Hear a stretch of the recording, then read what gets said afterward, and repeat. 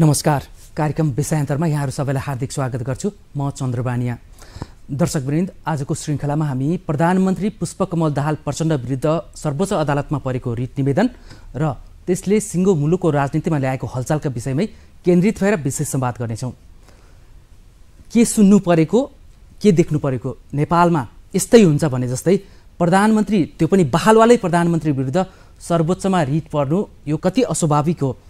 नेपालमा प्रयोगमाथि प्रयोग राजनीतिको अभ्यास भइरहेको छ या साँच्चीकै न्याय खोज्नको लागि सर्वोच्च अदालतमा बहालवाला प्रधानमन्त्री विरुद्ध नै रिट निवेदन पेश गरिएको छ। सर्वोच्चले आदेश दियो, त्यसपछि रिट निवेदन पेश भयो। त्यसमा पनि न्यायको माग गर्दै, कारबाहीको माग गर्दै, क्षतिपूर्तिको माग गर्दै प्रधानमन्त्रीलाई नै किन केन्द्रित गरिएको छ। कतै पूर्व प्रधानमन्त्री डाक्टर बाबुराम भट्टराईले भने जस्तै डलर खेती गर्नेहरूको यो चलखेल हो या न्याय नपाएकाहरूले न्याय पाउनको लागि यो मुद्दा दायर गरेका छन्। हामी जान्ने प्रयास गर्नेछौँ। यति बेला सिङ्गो नेकपा माओवादीभित्रको राजनीतिमा मात्रै यसले हलचल ल्याएको छैन, सिङ्गो 8 दलभित्रै यसले हलचल ल्याएको छ। त्यसमाथि पनि विगत 10 वर्षको सशस्त्र जनयुद्धमा साथै रहेका, प्रचण्डसँगै रहेका, तर अहिले छरिएर तितर-बितर भएकाहरू पनि अहिले एक ठाउँमा उभिएका छन्। यसको प्रतिकार गर्ने, सकेसम्मको प्रतिवाद गर्ने भनेर उनीहरूले उद्घोष गरिसकेका छन्। डाक्टर बाबुराम भट्टराईले त पटक पटक भन्दै आउनुभएको छ, यो शान्ति प्रक्रियालाई गिजोल्ने प्रयास भइरहेको छ। डलर खेती गर्नेहरूले अशान्ति ल्याउने र फेरि द्वन्द्वमा घचेट्ने प्रयास भइरहेको छ भन्दै आउनुभएको छ। प्रधानमन्त्री स्वयं प्रचण्डले पनि बोलिरहनु भएको छ, म माथि त्यति बेला सुप्रिम कमान्डर भएको हैसियतमा नै अहिले राष्ट्रिय अन्तर्राष्ट्रिय रूपमा घेराबन्दी गर्ने प्रयास भइरहेको छ। कि प्रधानमन्त्रीले भने जस्तै अहिले उहाँमाथि घेराबन्दी नै गरिरहेको अवस्था हो। यो देशभित्र मात्रै यो भइरहेको छ या विदेशीहरू पनि यसमा चलखेल गर्न आतुर छन्।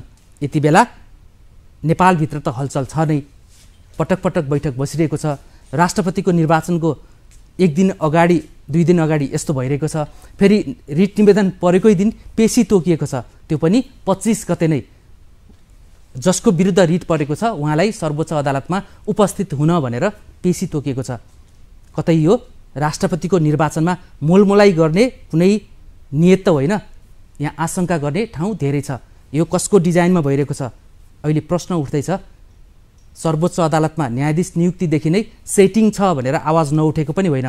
नेकपा एमाले पर्दा पछाडि बसेर राजनैतिक चलखेल गरिरहेको छ। 6 दल बनायो, 6 दल विरुद्ध 8 दल बन्यो। त्यो 8 दललाई कसरी कमजोर बनाउने र वर्तमान प्रधानमन्त्रीलाई कसरी कमजोर बनाउने भनेर कतै एमालेकै डिजाइनमा, रोजाइमा यो सब भएको त छैन। स्वयं नेकपा माओवादीले यसलाई कसरी बुझेको छ, यसको प्रतिवाद कसरी गर्ने, के सोचेको छ? हामी आज यसबारेमा नेकपा माओवादीकै पोलिट ब्युरो सदस्य एवं अहिले सांसद, बहालवाला सांसद, प्रतिनिधि सभाका प्रत्यक्षतर्फ सिन्धुपाल्चोक 1 बाट निर्वाचित सांसद माधव सापकोटा आज हामीसँग हुनुहुन्छ। उहाँसँग हामी यसबारे क्लियर कट जान्ने प्रयास गर्नेछौँ। यहाँलाई स्वागत छ कार्यक्रममा। धन्यवाद।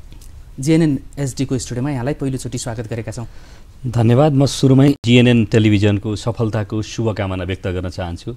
यसले आम रूपमा जनतालाई सही सूचनाहरूको सम्प्रेषण गरोस् र जनतालाई जागृत गर्ने, जनतालाई सूचनाको हकमा स्ट्रङ बनाउनका निमित्त भूमिका खेलोस्। फेरि पनि शुभकामना व्यक्त हुन्छ। हस्, धन्यवाद।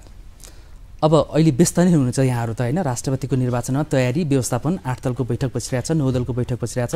यहाँमाथि फेरि यहाँको पार्टीमा आउन सक्ने सङ्कटको बारेमा अहिले छलफल भइरहेको छ।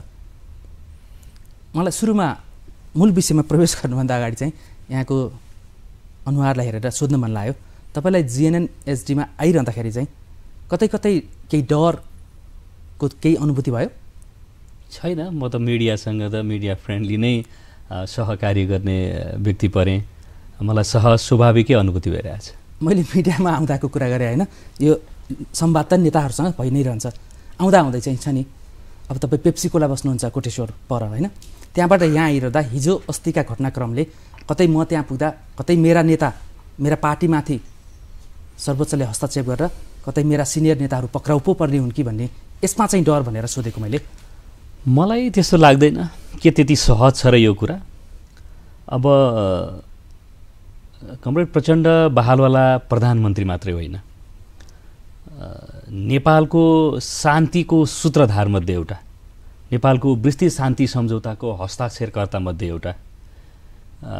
यसैले प्रचण्डले नेतृत्व गरेको जनयुद्धले प्राप्त भएका सबै उपलब्धिहरूमा राजगाज गर्न मिल्ने, राहीदाही गर्न मिल्ने, तथानाम गर्न मिल्ने, तर फेरि प्रचण्डलाई नै मुद्दा हाल्ने, प्रचण्डलाई नै लखेट्ने भन्ने कुरा कसरी सम्भव छ त्यो कुरा। र मलाई अर्को कुरा के लाग्छ भने यो के प्रचण्डको निजी मामला हो र?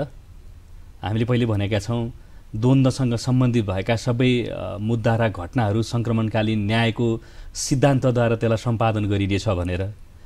त्यो कुरा त हामीले संविधानमा सुनिश्चित गरेका छौँ, बृहत् शान्ति सम्झौतामा उल्लेख गरेका छौँ, सबै राजनीतिक पार्टीहरूले मनले मानौँ नमानौँ हामी कागजमा हस्ताक्षर गरेका छौँ। र यो विषय सिँगै नेपालको कुरा हो र नेपालको शान्तिसँग सम्बन्धित कुरा हो। आज प्रचण्डलाई पक्राउ गरेर जेल हालेर मुद्दा लगाएर या माओवादीहरूलाई मुद्दा लगाएर सखा पार्छु भनेर कसैले सोध्छ भने त्यो निकै धेरै ठुलो मूर्खता हुनेछ र त्यसले जसले त्यो दिवा सपना देखेका छन् उनीहरूलाई नै भस्म खरानी पार्ने भन्दा म अरू कुरा केही देख्दिनँ। र तत्काल फेरि प्रधानमन्त्रीलाई पक्राउ गर्न सकिन्छ, जेल हाल्न सकिन्छ भन्ने उद्देश्यका साथ यो मुद्दा आएको होइन। कुनै न कुनै रूपमा चाहिँ तर्साउने गलाउने रणनीति यसभित्र पनि छ। अघि तपाईँले पनि उल्लेख गर्नुभयो, राष्ट्रका ठुला ठुला नेताहरूले पनि भनिराख्नु भएको छ कि यो भित्र बिजनेस पनि छ। तात्कालीन हिसाबले राजनीति गर्नेहरूलाई राजनीतिमा दाउपेज तर्साउने गलाउने विभिन्न दाउपेजहरू होलान्।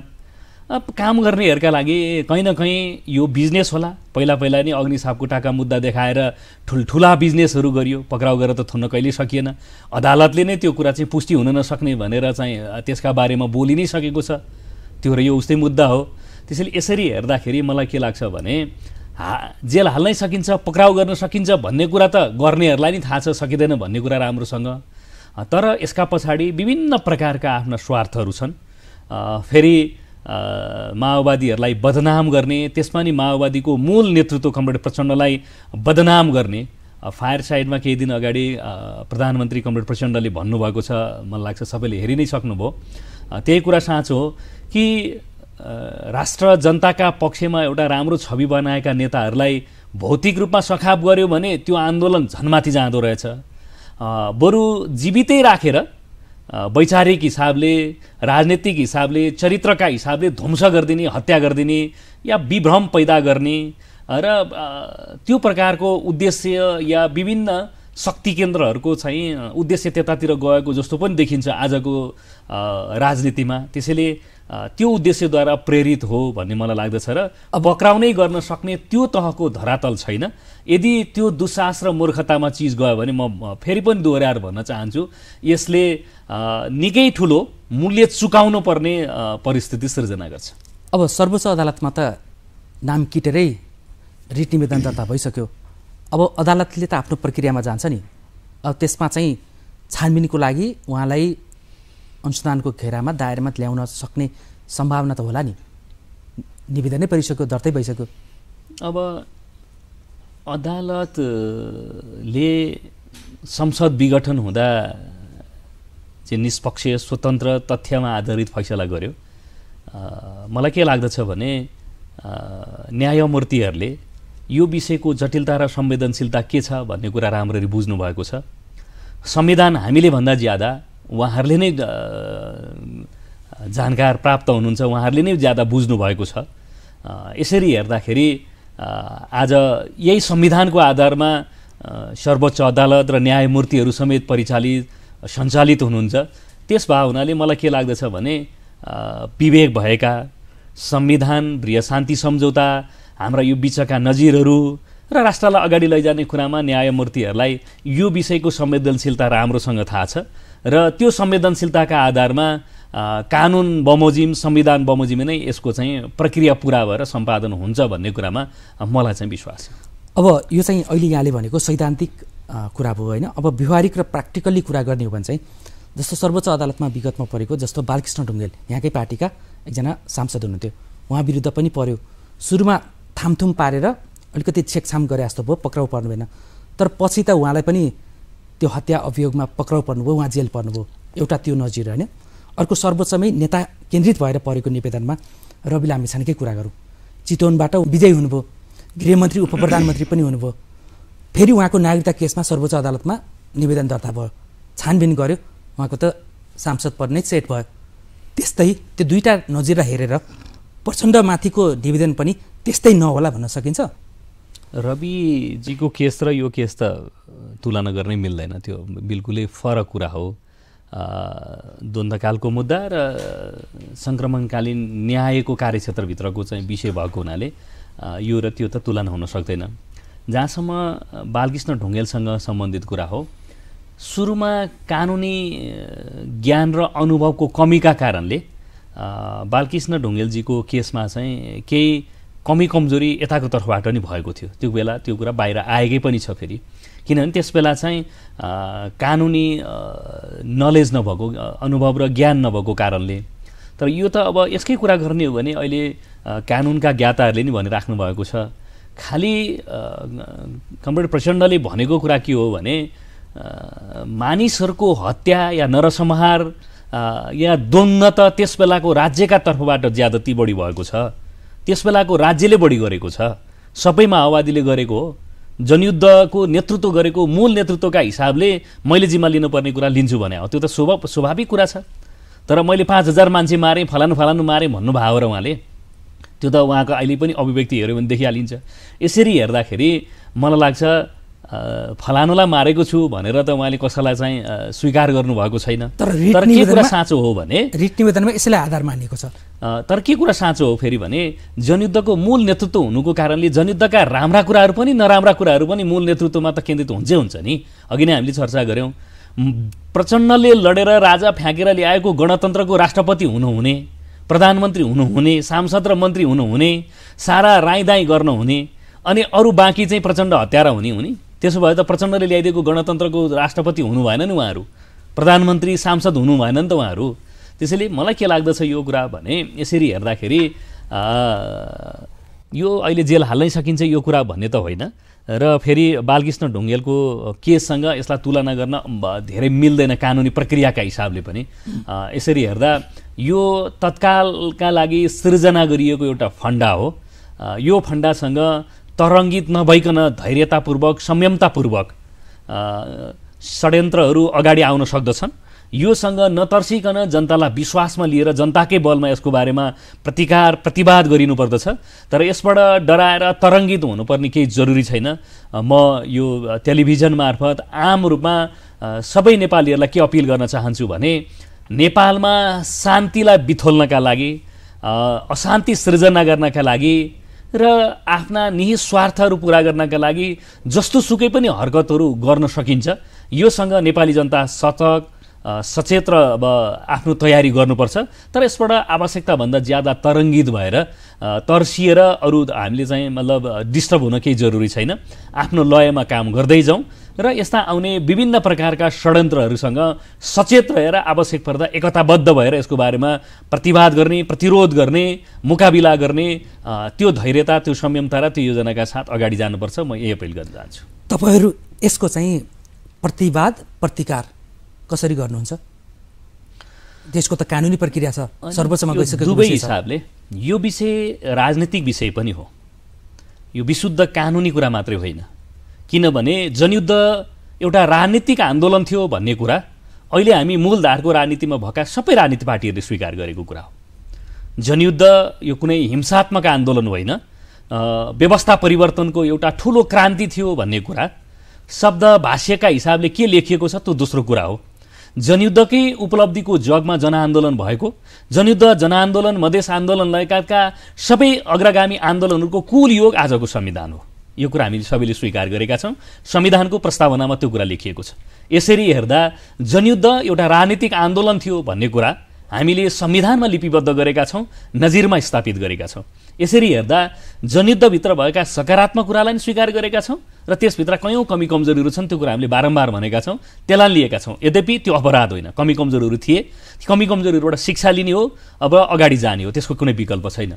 यसरी हेर्दा मलाई के लाग्दछ भने जनयुद्ध एउटा राजनीतिक आन्दोलन थियो, परिवर्तनको चाहिँ एउटा नेतृत्वदायी आन्दोलन थियो। अरू धेरै आन्दोलन त्यसका वरिपरि गोलबन्द भए। हजुर, अब यहाँले भन्नुभयो नि जनयुद्ध खासै राजनीतिक आन्दोलन थियो, यो हिंसात्मक थिएन भन्नुभयो होइन। तर यही सिटमा हामीले धेरै पटक संवाद गऱ्यौँ अरू विज्ञहरू, कानुनविदहरूसँग पनि गऱ्यौँ होइन। यहाँले जसरी चाहिँ दाबी गर्नुभयो नि जनयुद्ध राजनीतिक आन्दोलन थियो, हिंसात्मक थिएन, तर यहाँको 10 वर्ष सशस्त्र जनयुद्धलाई त पुरै हिंसात्मक देखिन्छ नि। 17,000को त ज्यानै गयो, कति शिक्षक मारिए, सर्वसाधारण मारिए होइन, केही नेताहरू पनि मारिए, प्रहरीको सुरक्षाकर्मीका प्रमुखै मारिए होइन। यसलाई राजनीतिक आन्दोलन मात्रै भन्न मिल्छ? हिंसात्मक आन्दोलन त त्यसै देखिन्छ नि संसारमा। आँकडाले नै 17,000ले पनि त्यही होइन, मतलब शान्तिपूर्ण क्रान्ति कहाँ भएका छन् संसारभरि हेरौँ न हामी। आज युरोप अमेरिकाहरू किन नहेरौँ? तपाईँ चाइनाको कुरा गर्नुहुन्छ भने त ठुलो अकल्पनीय युद्ध चाहिँ बिहोरेर आएको हो चाइनाले। मैले अघि नै भने युरोप अमेरिका र प्रगतिका दिशामा भएका राष्ट्रहरूको हामीले हेऱ्यौँ भने संसारमा ठुला ठुला बलिदानका बीचबाट परिवर्तन सम्भव भएको छ। नेपाल त्यसबाट अपवाद रहन सकेन। हामीले बलिदान गरेर यहाँ आइपुगेका छौँ। हामीले बलिदान नगरेका हुन्थ्यौँ भने त यो व्यवस्था आज सम्भव थियो त?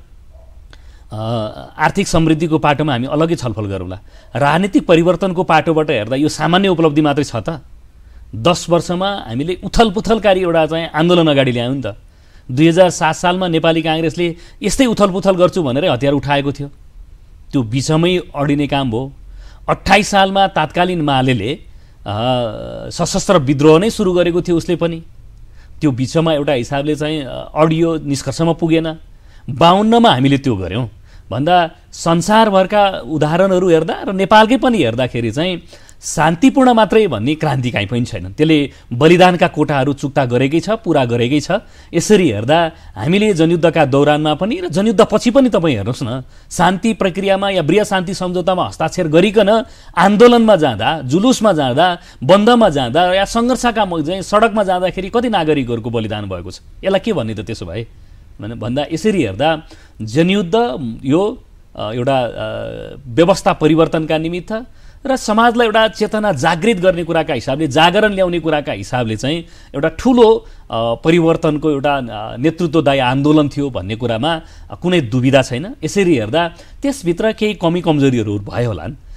त्यस भए हुनाले मूल पक्ष, सही पक्ष भनेको चाहिँ यो क्रान्तिको एउटा मूल नायकको आन्दोलन थियो। त्यस पछाडि जनआन्दोलन, मधेस आन्दोलन, थरुहट आन्दोलन, अरू विभिन्न आन्दोलनहरू त्यसपछि त्यसको जगमा त्यससँग चाहिँ गोलबन्द भएका थिए। यसरी हेर्दा यो एउटा राजनीतिक क्रान्ति थियो भन्ने कुरा अहिले बहस धेरै गरिराख्नु पर्दैन। मैले अघि नै भने बृहत शान्ति सम्झौतामा र संविधान निर्माण गर्ने दौरानमा लिपिबद्ध भएको छ।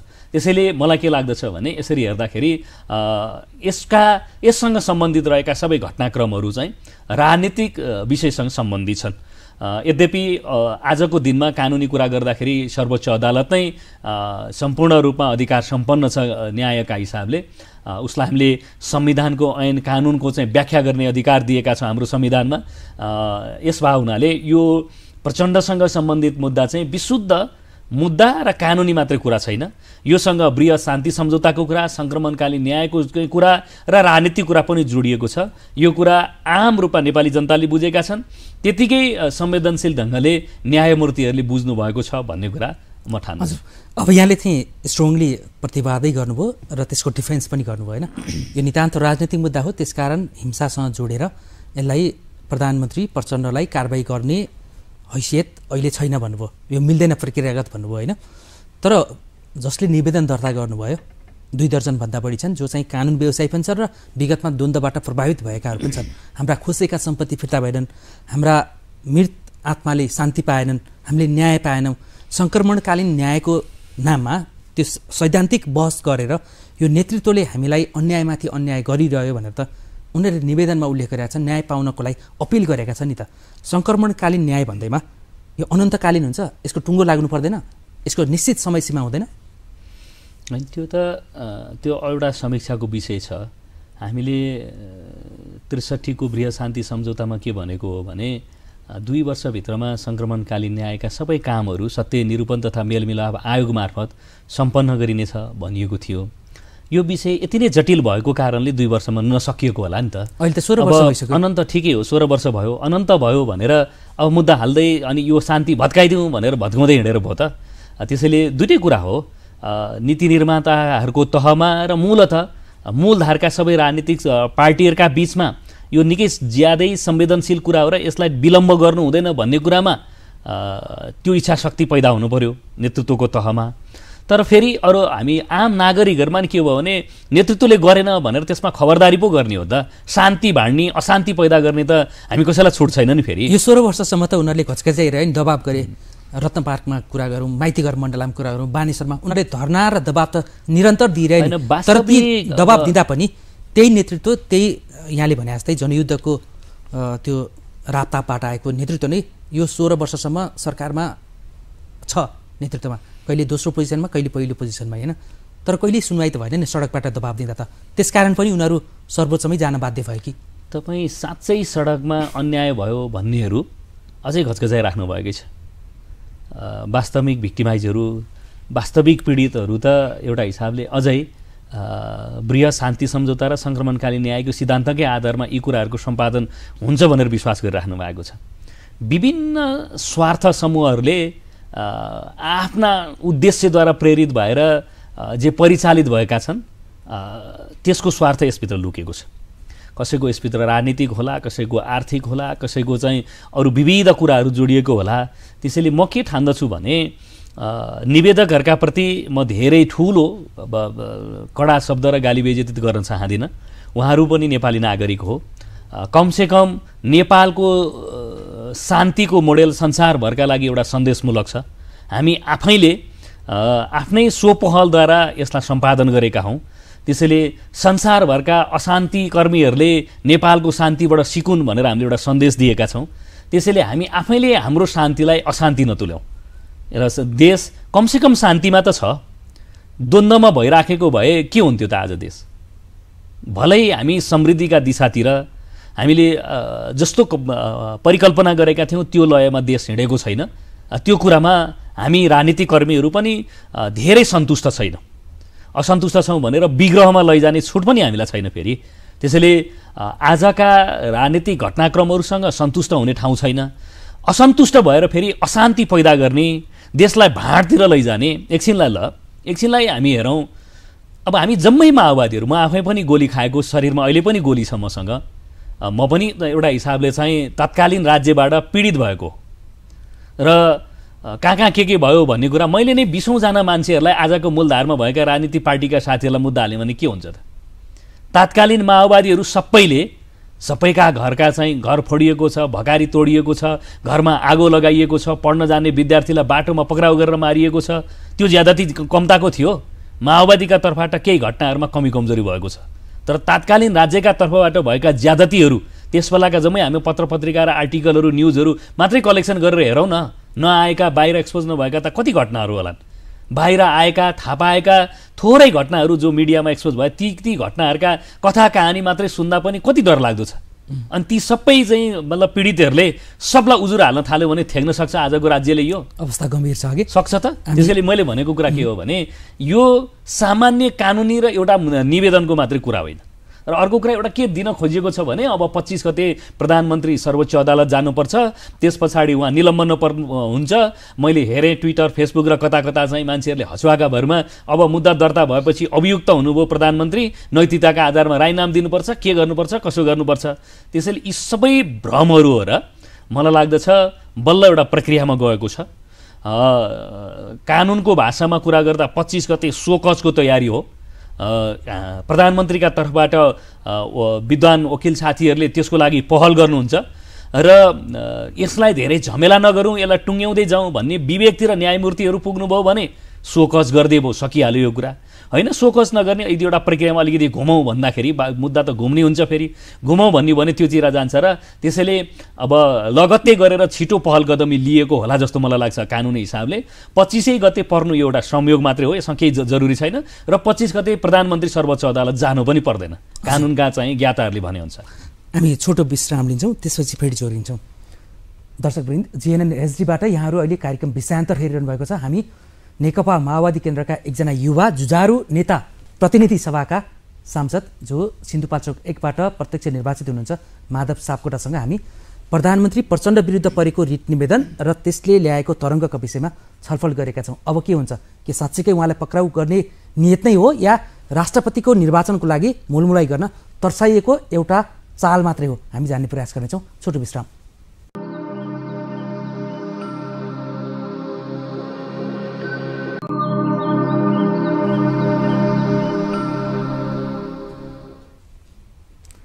छोटो विश्रामपछि जीएनएन एचडीको प्रस्तुति कार्यक्रम विषयान्तरमा यहाँलाई पुनः स्वागत छ। आज हामी नेकपा माओवादी केन्द्रका युवा जुझारु नेता सांसद माधव सापकोटासँग प्रधानमन्त्री प्रचण्ड विरुद्ध परेको सर्वोच्च अदालतमा दर्ता भएको रिट निवेदन र त्यसले ल्याउन सक्ने परिणाम के हुन सक्छ भनेर जान्ने प्रयास गरेका छौँ। यहाँलाई पुनः स्वागत छ। धन्यवाद। यहाँले अघि मैले सामाजिक सञ्जाल र ट्विटरहरू पनि हेरेँ भन्नुभयो होइन, त्यहाँ चाहिँ अब 25 गते प्रधानमन्त्री पुष्पकमल दाहाल प्रचण्ड सर्वोच्च अदालतै जानुहुन्छ, उहाँलाई निलम्बन गर्न माग गरिएको छ, उहाँ स्वतः अभियुक्त भइसक्नुभयो भनेर त्यो देखेँ भन्नुभयो होइन। यो कानुनी आधारमा यो अहिले लेखिएका कुराहरू अलिकति मिल्दोजुल्दो छ या आग्रही पूर्वाग्रही भएर कमेन्ट गरेका वस्तु मात्रै हुन्, विषयवस्तु मात्रै हुन्? अब यसको धेरै दरिलो वस्तुगत धरातल त छैन, किनभने अघि नै कुरा भयो, यसो त अभियोग न हो।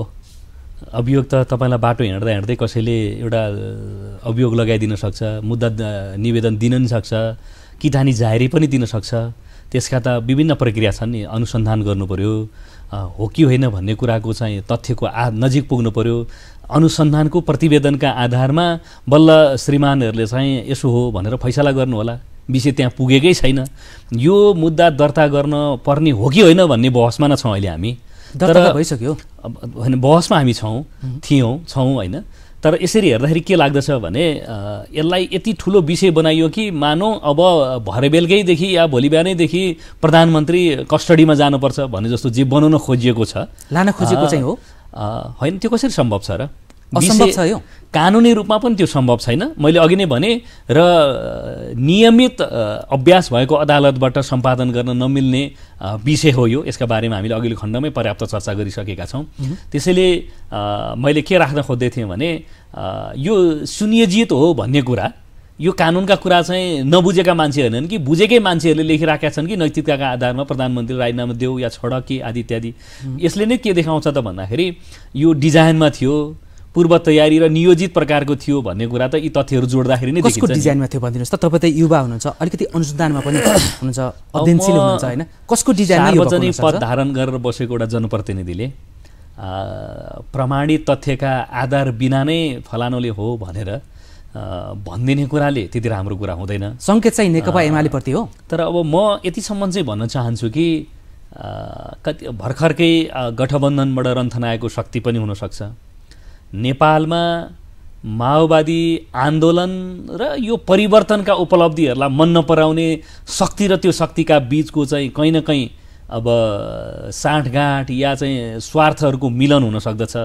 निष्कर्षमा भन्दाखेरि आजको दिनमा माओवादी आन्दोलन र माओवादीको मूल नेतृत्वलाई जसले मन पराउँदैनन् तिनीहरूका बीचमा चाहिँ यो विषयमा स्वार्थ मिलेको छ। त्यसो भयो भने त काङ्ग्रेस लगायत अहिलेको माओवादी सहयोगीको गठबन्धनले पनि त त्यति बेला त माओवादी बाहेक अरू सबैले नै यो आन्दोलन माओवादीको सशस्त्र जनयुद्धलाई त मन पराएकै थिएनन् नि। माओवादी बाहेकका भनेपछि अथवा चाहिँ जनयुद्धलाई मन नपराएका भन्नेहरू त सबै पर्न सक्लान्। तर अहिले त्यसका बावजुद पनि 8-9 दलको गठबन्धन त छ होइन। फेरि सबैलाई भन्दा तपाईँकै अहिले प्रधानमन्त्री जो प्रचण्ड हुनुहुन्छ उहाँलाई सहयोग गर्ने दलहरू पनि फेरि मन नपराउनेहरूभित्र भएर सत्ताको गठबन्धनमा पनि रहने, तर उहाँलाई चाहिँ कानुनी रूपमा झमेला दिएर पक्राउ गर्न पनि खोज्ने के गठबन्धनभित्रकै षड्यन्त्र पनि हुनसक्छ? गठबन्धनमा त त्यस्तो छैन, त्यता नजाउँ। अब मन नमन भन्ने नि कस्तो कुरा हुँदो रहेछ भने फेरि पहिला तात्कालीन संसदवादी राजनीतिक दलहरूले नै माओवादी जनयुद्ध दमन गर्नका लागि भूमिका खेल्नुभयो, राजासँग मिलेरै। पछि राजाले नै संसदवादी राजनीतिक पार्टीहरूलाई डन्डा बजाउन थाल्यो र जेलमा लैजाने चिज भयो। त्यसबाट उद्धार गरेर संरक्षण गरेर त फेरि माओवादी जनयुद्धले ल्याएको हो नि। यो कुरा त दिनको घाम जतिकै छर्लङ्ग छ नि। अहिलेको भर्खरका नयाँ युवा युवतीहरूलाई, नयाँ पुस्तालाई यो कुरा अलिक कम ज्ञान होला, खोजी गर्दा सजिलै सन्दर्भ सामग्री भेटिन्छन्। त्यसैले मन नभए पनि आखिर निर्वाध रूपमा नेता भएर आज राजनीति गर्ने वातावरण त मूलधारका राजनीतिक पार्टीहरूलाई यही माओवादी जनयुद्ध र माओवादी आन्दोलनले गरिदिएको हो नि। त्यसकारण यसरी हेर्दा मलाई के लाग्दछ भने यो तथ्यलाई बिर्सनु हुँदैन। हिजै पनि नेपाली काङ्ग्रेसका नेताजीहरूले, नेपाली काङ्ग्रेसका प्रमुख सचेतकज्यूले समेत आधिकारिक औपचारिक रूपमा धारणा दिनुभएको छ यो मुद्दा सङ्क्रमणकालीन न्यायको आधारमा नै टुङ्ग्याउनुपर्छ भनेर। त्यसकारण अब अहिलेलाई व्यक्तिलाई, संस्थालाई लक्षित गरेर हामी बहस नगरौँ।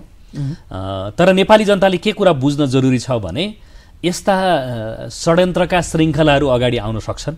योसँग भ्रमित नभएर, तरङ्गित नभएर, मनोबल नगुमाइकन एकताबद्ध हुने, आवश्यकता पर्दाखेरि खराबभन्दा खराब परिस्थितिका लागि तयार हुने र यसका लागि प्रतिवाद गर्ने, यो नै नेपाली जनतासँग विकल्प हो। यसको कुनै विकल्प छैन। त्यसकारण मलाई मनैदेखि के लाग्दैन भने अहिले तत्काल प्रधानमन्त्रीलाई, हाम्रो पार्टीको अध्यक्षलाई यो मुद्दा लगाएर जेलै हाल्न सकिन्छ भन्ने कुरा ऋण दिनेहरूलाई पनि लागेको छैन कि त्यस्तो हुन्छ भनेर, र जसले यसलाई उचालिराख्नु भएको छ या इन्भेस्ट गरिराख्नु भएको छ भनौँ न, विभिन्न हिसाबले जे लगानी गरिराख्नु भएको छ, लगानीकर्ताहरूलाई पनि राम्रोसँग थाहा छ कि अहिले तत्काल केही हुँदैन। तर माओवादी फेरि सरकारबाट काम गरेर लोकप्रिय होला, यसले खस्कँदै लगेको आफ्नो इमेजलाई सुधारेर उतालतिर लैजाला। भित्रभित्रै माओवादीहरू जो विकेन्द्रित तितरबितर तपाईँले भनेको जस्तो छरपष्ट भएका थियौँ, त्यसलाई एकताबद्ध गर्नुपर्छ भनेर हामी कृष्णबहादुर महराको नेतृत्वमा एउटा वार्ता समिति बनाएर आन्तरिक संवादमा तीव्रताका साथ अगाडि बढिराखेका छौँ। पूर्व माओवादी मात्र होइन, समाजवादको लक्ष्य उद्देश्यमा जानका लागि तयार हुने समाजवादीहरू जति एउटै केन्द्रमा पुग्नका लागि तयार हुनुपर्छ। त्यसो भयो भने हामी पार्टीको नाम, निर्वाचन चिन्ह लगायतका टर्मिनोलोजीहरू आजका लागि के प्रयोग र विकसित गर्नुपर्दछ, विकसित गर्नका लागि हामी तयार छौँ भनेर हामीले त डकुमेन्ट नै तयार पारिसक्यौँ।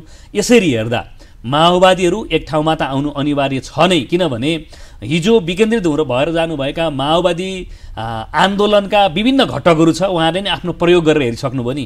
बाबुराम कमरेडले आफ्नो प्रयोग गरिसक्नुभयो, विप्लव कमरेडले आफ्नो एउटा प्रयोग गरिसक्नुभयो।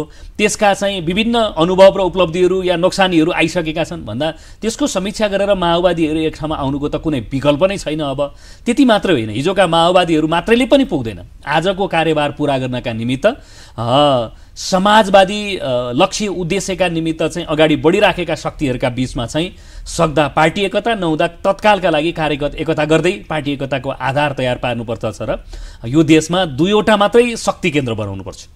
अब एउटा समाजवादी शक्ति, अर्को अब प्रजातन्त्रवादी या के शक्ति दिनुहुन्छ उहाँहरूले नाम। त्यसैले दुईवटा धार हामी त्यही उद्देश्यका लागि हिजो नेकपा बनाएका थियौँ। यद्यपि त्यो प्रयोग एउटा हिसाबले तत्कालका लागि सफल भएन।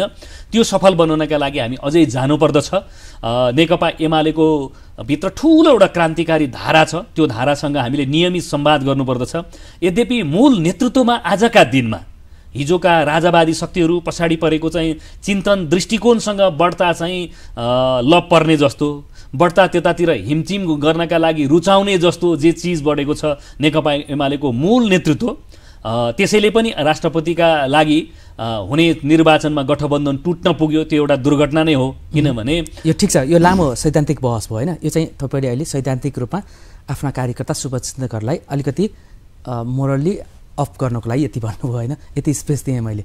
अब भन्नुहोस्, डिजाइन नेकपा एमालेको हो या राजतन्त्रवादीहरूको हो? प्रचण्डलाई मुद्दामा फसाएर यो माओवादीलाई कमजोर बनाउने डिजाइन कसको? बुझाइ के छ तपाईँको? म फेरि दोहोऱ्याएर भन्न चाहन्छु कि संस्था व्यक्तिलाई इङ्गित गरेर म अहिले आरोपित त गर्न चाहदिनँ। व्यक्ति किटानी गरेर सर्वोच्चमा रिटै परिसक्यो, अब फेरि ठिक छ, व्यक्ति किटान नगरेर होला। त्यो भएर ऋण दिने निवेदकहरूका बारेमा नकारात्मक टिप्पणी आलोचनाहरू पनि छ नि त फेरि।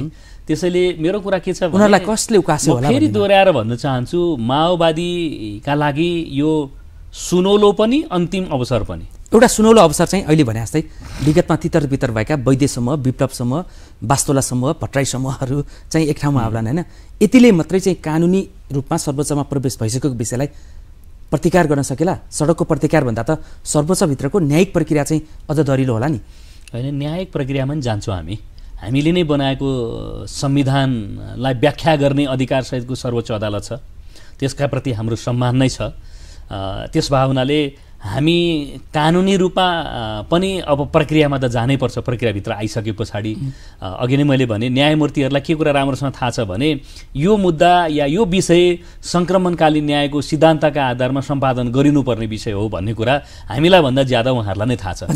तर आशावादी हुनुहुन्छ न्यायमूर्तिहरूले। अब यसको सँगसँगै मैले भन्न खोजेको कुरा के हो भने यस्तो तरङ्ग ल्याइरहने, अस्थिरता सिर्जना गरिराख्ने, बेकारको अनावश्यक विषयहरूमा चाहिँ नेपाली जनतालाई तरङ्गित बनाउने या सम्बन्धित मान्छेहरूलाई प्रताडित बनाउने जे विषय छ, आगामी दिनमा यो आउन नदिनका लागि मूलतः नेतृत्वका तहबाट छिटोभन्दा छिटो एउटा चाहिँ सहमति कायम गरेर हामीले भनेकै थियौँ नि त अस्ति, त्यही भएर राष्ट्रपतिको निर्वाचनमा राष्ट्रिय सहमति कायम गरौँ र शान्ति प्रक्रियासँग सम्बन्धित रहेका कामहरूलाई पुरा गरौँ। आर्थिक समृद्धिका लागि चाहिँ संविधान बनाउने बेला सब पार्टी एकै ठाउँमा आएर हामीले संविधान बनायौँ, समृद्धिको जग हालौँ हामीले भनेकै थियौँ। त्यो राष्ट्रिय सहमतिको प्रस्ताव हो, प्रचण्डकै प्रस्ताव हो होइन। अहिले यहाँले 25 गते पेशी तोक्नु चाहिँ संयोग मात्रै हो भन्नु भने यो संयोग मात्रै हो कि राष्ट्रपतिको मतदान हुने दिन चाहिँ त्यो उच्चतमको बार्गेनिङ हो? त्यो संयोग मात्रै हो मेरो विचारमा, त्यो संयोग मात्रै हो। धेरै चाहिने भन्दा ज्यादा तरङ्गित भएर हामी के छ भने कहिलेकाहीँ आवश्यकताभन्दा ज्यादा लापरवाह पनि गर्छौँ, अनि फेरि विषयहरू अगाडि आएपछि आवश्यकताभन्दा ज्यादा फेरि तरङ्गित भएर गोलमटोल पनि गर्छौँ। त्यो गर्न जरुरी छैन। मैले अघि नै भने संयोग मात्रै हो। राम्रो कुरा के होस् भने भोलि 25 गतेका लागि पेशी तोकेको छ। प्रधानमन्त्रीका तर्फबाट विद्वान वकिलजीहरू जानुहुन्छ र सोकजको माग गर्नुहुन्छ सम्भवतः मेरो विचारमा। उहाँहरूले सोकज माग्दाखेरि अदालतले सोकज दियोस्, विषय सकिहाल्यो। अब विषय चाहिँ कसरी सकिन्छ भन्ने त हामी 25 गते या त्यसपछिका दिनहरूमा पर्खौँला होइन।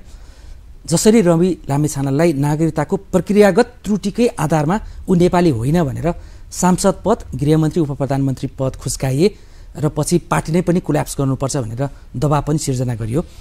अहिले त्यस्तै गरेर चाहिँ फास्ट ट्र्याकमा गएर प्रचण्ड विरुद्धको मुद्दालाई पनि सर्वोच्चले किनारा लगाउँछ। उहाँले चाहिँ लामो समय पनि अहिले उहाँ तपाईँकै शब्दलाई सापट्यौँ लापरवाही, लामो समयसम्म नेतृत्वमा रहेर पनि प्रचण्डले चाहिँ द्वन्द्वकालीन मुद्दालाई ध्यान नदिएकोले अब उहाँलाई चाहिँ कानुनी सबकै सिकाइँदैछ। प्रचण्डलाई अब सर्वोच्चले केस हेर्छ र यसलाई किनारा फैसला गर्छ भन्ने पनि एउटा जमात छ। वरिष्ठ कानुनविदहरूले नै लामो समय सङ्क्रमणकालीन न्यायको आधारमा त्यो प्रभावितहरूलाई व्यवस्था गर्ने, न्याय नदिने काम प्रचण्ड नेतृत्वकै सरकारले र पार्टीले गरेकोले अब सर्वोच्च चाहिँ चुप लाएर बस्दैन, यसले जघन्य अपराधको केसहरूलाई हेर्छ र केही फैसला ल्याउँछ। त्यो फैसलाभित्र उहाँ पनि तानिनुहुन्छ भनेर पनि आकलन गर्दैछन्। होइन, एउटा चाहिँ प्रचण्डको लापरवाहीले यो के अरे शान्ति प्रक्रियाका बाँकी काम पुरा नभएको भन्न मिल्दैन। त्यसमा मेरो कडा प्रतिवाद र खण्डन छ। सबैलाई राम्रोसँग जग जाहेरै छ कि प्रचण्ड त सबभन्दा ज्यादा यो विषयलाई चाहिँ सम्पादन गरौँ भनेर लाग्नुभयो नि। दुर्भाग्य के भयो भने यसलाई टुङ्ग्याउनका लागि सत्य निरूपण तथा मेलमिलाप आयोग बनाइयो। सबभन्दा बढ्ता झगडा चाहनेहरूलाई हामीले मेलमिलाप आयोगमा चाहिँ नियुक्त गऱ्यौँ। त्यहाँ हो नि गल्ती भएको कुरा, हाम्रो मिस्टेक भएको कुरा त्यहाँ हो। किनभने अब हामी 64मा पहिलो पार्टी भयौँ, त्यसै बेला धेरै गर्न सक्नु पर्थ्यो। त्यसबेला माओवादीभित्र विभाजन र माओवादीभित्र आन्तरिक अन्तर्विरोधको कारणले हामी 9 महिनाभन्दा बढ्ता सरकारमा रहनै सकेनौँ, सबैलाई थाहा छ। त्यस पछाडि अब माओवादी पहिलो शक्तिका रूपमा र निर्णायक शक्तिका रूपमा छँदै छैन। हामी दोस्रो तेस्रो अर्को शक्ति भएर कुनै न कुनै रूपमा सरकारमा रहिरह्यौँ, यही काम पुरा गर्छौँ भनेर, तर यही काम पुरा गर्न सकेका छैनौँ। त्यसैले प्रचण्डको मात्रै गल्ती होइन, किनभने प्रचण्डले मात्रै चाहेर प्रचण्डले तोक्लाइदिएर सिग्नेचर गरेर हुने हो भए त अहिले बिहानै गर्नुहुन्छ नि उहाँले। त्यसमा त के दुविधा छ र? उहाँले चाहनु भएन गर्नलाई। चाहनुभयो। म फेरि भन्न चाहन्छु कि उहाँले चाहँदा चाहँदै विभिन्न राजनीतिक शक्ति सन्तुलनका कारण चाहिँ हामीले मात्रै भनेर यो कुरा पुरा भएन। सबै राजनीतिक शक्ति सन्तुलन नमिलाइकन सबै राजनीतिक शक्ति एक ठाउँमा नभइकन त यो कुरा सम्पन्न गर्न सकिँदैन। तर प्रचण्डको छ नि त अहिलेको हैसियत भनेको जहिले पनि की पोस्टमा छ, उहाँको चाबी छ यो सत्तामा होइन। क्यान्टोनमेन्टमा रहेका त्यो सयौँ सेनाहरूलाई, लडाकुहरूलाई उहाँले अरबौँ रकम छुट्याउन सक्नुभयो। तर सत्य निरूपण मेलमिलाप आयोग र बेपत्ता पारिएका व्यक्तिहरूको छानबिन आयोग गठन चाहिँ गर्नुभयो। तर त्यो दुइटै आयोगलाई काम गर्न नदिनु प्रचण्डमा पनि केही नियत छ भनेर प्रश्न गर्नेहरू पनि देखिए। यही फोरममा कतिपय विद्वानहरू आउनुभयो, कानुनविदहरू होइन। उहाँले चाहेको त्यही बेला हुन्थ्यो, प्रचण्डले नै चाहनु भएन यसलाई सल्टाउनलाई। त्यसकारण सङ्क्रमणकालीन न्यायको रूपमा यो धेरै लम्बिरह्यो भने अन्ततः घाटा प्रचण्डलाई हुन्छ, माओवादीको पार्टीलाई नै हुन्छ भनेर भन्नेहरू पनि छन्। त्यो त आग्रही मानसिकताका आधारमा गरिएको चाहिँ कुतर्क भन्छु म त्यसलाई। प्रचण्डले नचाहनु पर्ने कारण के त? एउटा ठुलो सशस्त्र आन्दोलनको मूल नेता हुनुको कारणले यो टुङ्गियोस् भनेर चाहने त स्वतः सिद्ध कुरा उहाँकै बढी हुन्छ नि। त्यसकारण यो त आग्रही कुत्सित दिमागबाट गरिएको तर्क हो त्यो। यसमा हामी छलफलै गर्न त खारेज गर्दै हुन्छ त्यो। त्यसैले म त नजिकबाट हेरेको छु, लोकले पनि हेरेको छ नि, अहोरात्र मेहनत गरिरहनु भएको छ। मैले भने सत्य निरूपण तथा मेलमिलाप आयोगले त्यसको बारेमा चाहिँ एउटा मोडालिटी बनाएर ल्याउनु पर्ने हो राज्यमा। तर त्यहाँ कस्तो भयो भने सबभन्दा झगडियाहरू, सबभन्दा चाहिँ मतलब अघि तपाईँले भनेको जस्तो चाहिँ विभिन्न शक्ति केन्द्रका चाहिँ मान्छेहरूको घुसपैठ अब एउटा हिसाबले चाहिँ इन्ट्रेस्टहरू भेस्टेड रूपमा त्यहाँ आए, त्यो कुरा बाहिर मिडियामै छरप्रष्ट भयो। यो त लोकले देखेको छ नि, हामीले देखेका छौँ नि सबै। त्यसकारण यसरी हेर्दाखेरि सत्य निरूपण तथा मेलमिलाप आयोग दुईटा कुरा, एउटा शक्ति केन्द्रहरूको जियो पोलिटिक्ससँग जोडिएको छ, यति भन्न कुरा कुनै डराउनु पर्दैन। दोस्रो कुरा हाम्रोमा विभिन्न प्रकारका चाहिँ सङ्घ संस्थाहरू चलिराखेका छन् र ती सङ्घ संस्थाहरूलाई फस्ट्याउनका लागि एउटा मल जस्तो भयो। ढलरी संस्थाहरू भनेको अब मेरो आफ्नै भाषामा भन्दा विभिन्न प्रकारका सङ्घ संस्थाहरू सञ्चालन गर्नका लागि एउटा गजबको चाहिँ मल जस्तो बिउ जस्तो भयो। त्यसैले यो दुईटा कारण चाहिँ मूलभूत रूपमा योसँग सम्बन्धित छन्। अब राजनीतिक रूपमा नि कतिपय राजनीतिक शक्तिहरू यो रहिराखोस् र यसैलाई चाहिँ हतियार बनाएर खेलिराखौँला भन्ने चिज होला। तर म सम्पूर्ण र इमान्दारितापूर्वक तपाईँको टेलिभिजन मार्फत आम नेपालीलाई के स्पष्ट पार्न चाहन्छु भने शान्ति प्रक्रियालाई सबभन्दा छिटो टुङ्ग्याउनुपर्छ भन्ने नागरिक या जिम्मेवार मान्छे कोही छ भने यो देशको प्रधानमन्त्री कमरेड प्रचण्ड नै हो। त्यसकारण यसमा भ्रम नरहोस् र यी घटनाक्रमहरूले हामी जहाँ फर्केर फेरि 16 वर्ष पछाडिका कुरामा बहस गरिराखेका छौँ नि, यसले राम्रो चेत हामी सबै नेपालका चाहिँ राजनीतिक पार्टीहरू र त्यसको मूल नेतृत्वलाई पैदा होस् र छिटोभन्दा छिटो। अब अहिले हामीले यो गठबन्धन बनाउँदाखेरि पनि यसका बारेमा एउटा विषय चाहिँ निर्क्योल गरेका छौँ, विलम्ब नगरिकन। अब यो कसरी टुङ्गिने हुन पनि तपाईँ यो गठबन्धन परिवर्तन हुनुका पछाडि मलाई चन्द्रजी म एउटा कुरा भनौँ, यो कसरी हुने? तपाईँ जो सरकारमा आउनुभयो संहिता मान्दिनँ भन्नुहुन्छ। अब यसलाई विधेयक बनाएर हाउसमा लाने काम कानुन मन्त्रीको हो। अब कानुन मन्त्रीले के गर्नुभयो यो बिचमा तपाईँ हामी सबैलाई थाहा छ। यो कसरी गर्ने भने नि त्यसरी हेर्दाखेरि के देखिन्छ भने यो संवेदनशीलतालाई बुझेर प्रोफेसनल छवि भएका व्यक्तित्वहरूलाई छनौट गरेर साँच्चै राष्ट्रमा शान्ति चाहने राष्ट्रवादी भावना भएका सही मानिसहरूको सही ठाउँमा छनौट गर्न सकेर मात्रै यो विषयको निर्गल हुन्छ, नत्र आयोग बनाएर मात्रै पनि हुँदैन भन्ने कुरा हाम्रै प्र्याक्टिसले देखाइसक्यो। आयोगमा मात्रै निष्पक्ष र प्रोफेसनल व्यक्तिको के कुरा गर्ने र अब मुद्दा परेको छ सर्वोच्च अदालतमा होइन, त्यहाँ पनि प्रोफेसनल न्यायाधीशहरू कति हुनुहुन्छ भन्नेमा पनि तपाईँलाई अलिकति म प्रश्न राख्न चाहेँ। यहाँहरूको पार्टीले सिफारिस गरेको न्यायाधीश सर्वोच्चमा हुनुहुन्छ कि हुनुहुन्न? हुनुहुन्न। तर कतिपय त पार्टी कार्यालयमा दौरा सुरुवाल लाएर आशीर्वाद जाने न्यायाधीशहरू पनि देखेका छौँ हामीले। त्यसका कारण न्यायमूर्तिहरूले कति निष्पक्ष फैसला गर्नुहोला भन्नेमा कति आशावादी हुनुहुन्छ यहाँ? संविधानभन्दा माथि त हामी कोही पनि छैनौँ नि त। तर सर्वोच्चमा सेटिङमा न्यायाधीशहरू नियुक्त हुन्छ भनेर बारम्बार प्रश्न उठिरहेको छ। हाम्रो नेपालमा एउटा के नजिर जबरजस्त स्थापित भइसक्यो भने एकै कार्यकालमा 2 पटक संसद विघटन भयो र सोही कार्यकालमा 2 पटक चाहिँ संसद पुनर्स्थापित पनि भयो। त्यो काम मुलुकका प्रधानमन्त्री र राष्ट्रपतिले गर्नुभयो। राष्ट्रपति र प्रधानमन्त्री भन्दा यो देशमा ठुला मान्छे कोही छैनन्, उहाँहरू पनि कानुनभन्दा माथि होइन भन्ने कुरा नजिर स्पष्ट रूपमा स्थापित भइसकेको छ। र यसरी हेर्दा राजनीतिक र जनप्रतिनिधिका आधारमा निर्माण गरिएको संविधानको व्याख्या गर्ने मात्रै अधिकार न्यायमूर्तिहरूलाई छ। नयाँ प्रकारको चाहिँ मतलब त्यहाँ नजिर स्थापित गर्ने अधिकार उहाँहरूलाई होइन। यो संविधानले जे भनेको छ र संविधानका आधारमा सम्पादित गरेका कानुनहरूलाई व्याख्या गर्ने अधिकार मात्रै अदालतलाई छ। यसरी हेर्दाखेरि यदि कसैका मनोविज्ञानमा या कसैका मानसिकतामा यसो गर्छु भनेर आग्रह रहेछ भने पनि हाम्रो संविधान र कानुनले चाहिँ त्यो आग्रहलाई पुरा गर्न दिँदैन। हजुर, सर्वोच्च अदालतले रिट निवेदनको तर्फबाट यो लामो समयदेखि अन्यायमा परे, त्यसकारण बहालवाला प्रधानमन्त्री प्रचण्ड भए पनि उनलाई हिरासतमा लिएर अनुसन्धान गर्न भनेर आदेश दियो भने माओवादीले यसलाई मान्छ या मान्दैन? त्यो त माग्न हो, अभियोग करार भएको होइन नि चन्द्रजी। तपाईँलाई अहिले भर्खर यो मान्छेलाई पक्रेर थुन्नुपर्छ, यसको हेर्ने दृष्टिकोणमै मसँग कुचित छ भनेर मैले निवेदन दिएँ भने अहिले पक्राउ गरिहाल्ने, त्यसो हुँदा त कसरी जान्छ यो चिज? त्यो चाहिँ मतलब पक्राउ पर्न या अनुसन्धानको दायरामा छैन, हिरासतमा तानिने सम्भावना छैन। विगतका अरू जम्मै प्रोसिडर हामी हेरौँ न हाम्रो मुद्दाका, त्यो त रिट निवेदकको दाबी न हो, त्यो त पुष्टि भएको छैन नि। पहिला त प्रचण्डलाई चाहिँ त्यो अभियोग करार हुनु पर्यो नि, त्यो अभियोग हो भन्ने पुष्टि हुनु पर्यो नि। एउटा सामान्य त यो चाहिँ राजनेताको भएर यहाँले यो तर्क गर्नु भएन। जस्तो सन्दीप लामिछानेकै कुरा गरौँ न, उहाँको त पुष्टि भएन, तर उहाँलाई चाहिँ लगाइको आरोपकै आधारमा उहाँलाई त लामो समय हिरासतमा राखियो। पछि पल शाहलाई पनि त्यो देखियो। यो कलाकार र खेलाडीको मुद्दालाई राजनीतिकसँग जोड्न मिल्छ कि मिल्दैन? नजोडौँ, त्यसरी जोड्न मिल्दैन कि। राजनीतिकै हुँदा बहालवाला सभामुख पनि त जेल जानुभयो नि त।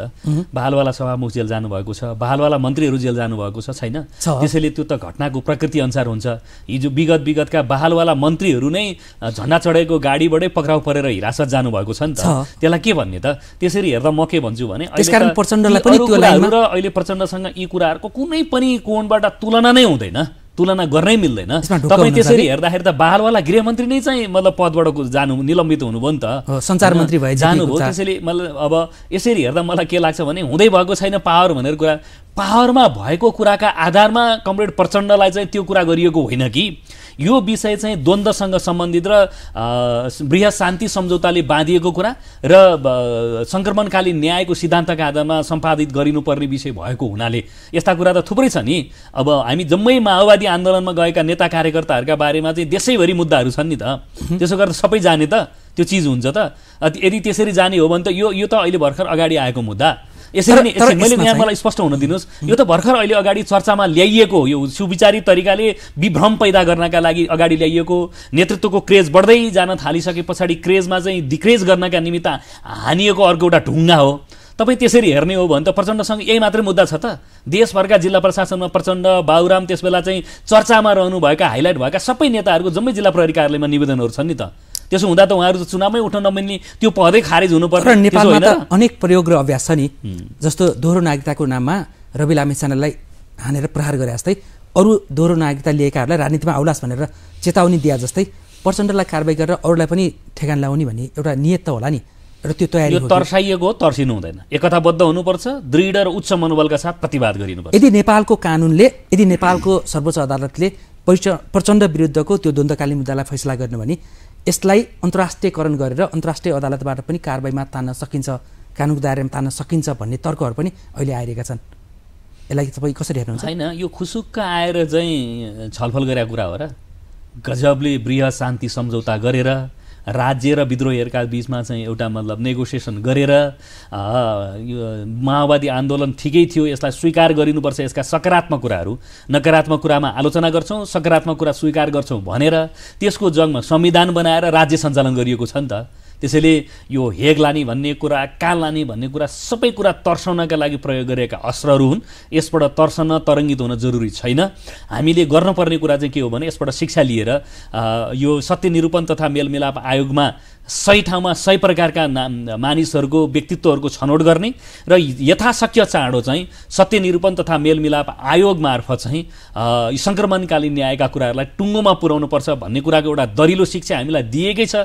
यो नटुङ्ग्याइकन अरू कोर्समा हामी जान सक्दैनौँ र जाँदा पनि हामीलाई यसले अलमल गर्छ, डिस्टर्ब गर्छ भन्ने कुरा राम्रोसँग बुझ्नु पर्यो, शिक्षा लिनु पर्यो यसबाट हामीले। र बाँकी फेरि मैले अघि नै पनि भने हामीले अरू यो कानुनका दायराभित्र रहेर गल्ती कमजोरी गऱ्यौँ भने एउटा हिसाबले जाला, बाँकी द्वन्द्वकालीन घटनाहरूका सम्बन्धमा हामीले उछाल्न, यसलाई उल्झन बनाउन केही जरुरी छैन र यसमा भ्रमित हुन पनि जरुरी छैन। त्यही अनुसार भनेपछि प्रचण्ड पक्राउ पर्दैनन्? कसरी पर्ने? हजुर, यहाँको निडर विचार र तार्किक बहसको लागि यहाँलाई धेरै धेरै धन्यवाद। हजुर, धन्यवाद। आदरणीय दर्शकवृन्द, जिएनएन एचडीबाट अहिले यहाँहरूले कार्यक्रम विषयान्तर हेर्नुभयो। हामीले प्रधानमन्त्री पुष्पकमल दाहाल प्रचण्ड विरुद्ध सर्वोच्च अदालतमा परेको रिट निवेदन र त्यसले ल्याउन सक्ने राजनीतिक हलचलको विषयमा हामीले नेकपा माओवादी केन्द्रकै एकजना सांसद माधव सापकोटासँग जान्ने र बुझ्ने प्रयास गर्यौँ। यिनी संवादको साथ आज हामी बिदा हुन्छौँ। नमस्कार।